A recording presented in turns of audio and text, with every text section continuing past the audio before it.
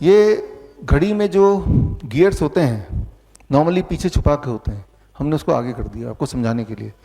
और ये सारे घड़ी के जो गियर्स हैं वो एक पर्टिकुलर स्पीड में चल रहे हैं, तो वो आपको तीनों कांटे में सही टाइम दिखा रहा है, जो भी टाइम दिखा रहा है ये, ठीक है ना।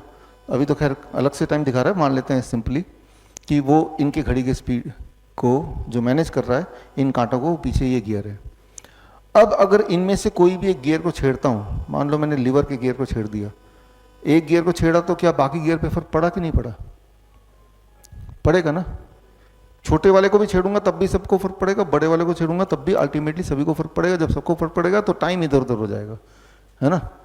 तो टाइम को डिस्टर्ब करने के लिए सारे गियर को छेड़ने की जरूरत नहीं, किसी एक को भी छेड़ेंगे तो भी आपका टाइम गड़बड़ हो जाएगा, है ना। क्यों? क्योंकि सारे गियर आपस में एक दूसरे के साथ एक सिंक्रोनी के साथ, राइट, एक हार्मनी के साथ, ताना बाना के साथ वो चल रहे हैं। ठीक इसी प्रकार हमारे बॉडी में अलग अलग ऑर्गन्स हैं, जैसे यहाँ पे इसको हार्ट बोल रहा हूँ मैं, इसको पेनक्रियास बोल रहा हूँ, ये ब्रेन है, लेकिन ये आपस में भी एक दूसरे से कनेक्टेड है। ठीक उसी प्रकार हमारे बॉडी में भी हार्ट है, ब्रेन है, किडनी है, सब आपस में एक दूसरे से कनेक्टेड है। और जब ये जो आपस का जो ताना बाना है, इसे बोलते हैं circadian clock of the body, right. इस सर्केडियन क्लॉक को अगर आपने छेड़ा तो आप में बीमारी आ जाती है, सिंपल।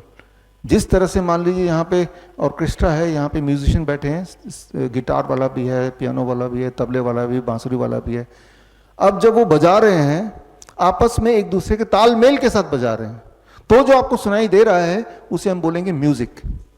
अब इमेजिन कीजिए इनमें से जो बांसुरी वाला पीछे बैठा उसको मैं छेड़ देता हूँ, डिस्टर्ब कर देता हूँ। जब वो डिस्टर्ब हो गया, बाकी भी थोड़े थोड़े डिस्टर्ब हो गए, बजा सब रहे हैं अभी भी पूरी ताकत लगा के, लेकिन अब जो आपको सुनाई देगा what it will be called, not music, it should be called as noise. Noise और म्यूजिक में इतना ही फर्क है कि आपस का ताना बाना लॉस्ट हो गया। ठीक उसी प्रकार आपके बॉडी के सारे ऑर्गन जब एक दूसरे की सिंक्रोनी में काम करेंगे, हार्मनी में काम करेंगे, आपकी जीवन को बोलेंगे म्यूजिक। लेकिन वो हार्मनी लॉस्ट हो जाएगा तो आपका जीवन हो जाएगा नॉइज, यानी कि बीमारी।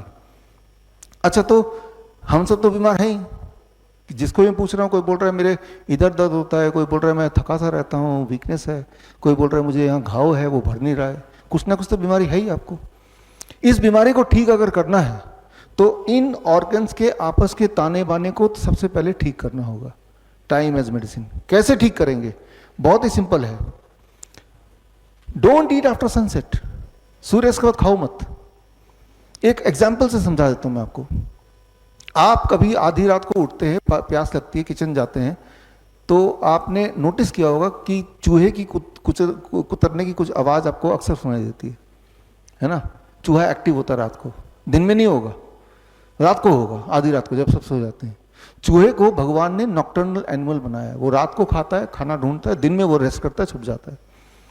अब एक्सपेरिमेंट किया गया कई बार, चूहे 100 चूहे ले लिए एक ही तरह के, और 100 में से 50 चूहों को रात को खाना फीड किया गया मिडनाइट में, जो कि उसका नॉर्मल साइकिल ऑफ ईटिंग है, और 50 चूहों को वही वाला खाना सूर्य उगने के बाद फीड किया गया। और सूर्य से पहले अगर खाना खत्म नहीं किया चूहों ने तो जितना रिमेनिंग उसे हटा दिया, मतलब they are forced to eat in the day. ये देखा गया एक ही महीने के अंदर, जिन चूहों को सुबह खाना मिला सेम ही खाना, वो चूहे, उनका ब्लड शुगर बढ़ गया, उनका ब्लड प्रेशर बढ़ गया, वो मोटे होने लगे, कमज़ोर होने लगे, लिथार्जिक होने लगे, और कुछ चूहे का धीरे धीरे देख रहे डिटोरेट होते जा रहे उनकी, और उनकी कुछ चूहों की मौत भी हो गई।